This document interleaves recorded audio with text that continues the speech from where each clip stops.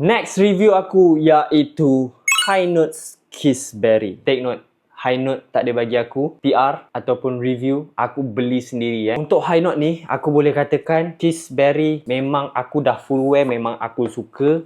Bau dia memang unik. So ini dia High Note Kiss Berry. Aku baru beli this one, baru dalam seminggu lebih. Tapi kau tengok aku dah pakai, okay? Dah bergerak dah. Memang aku memang suka gila pakai this one dan overspray.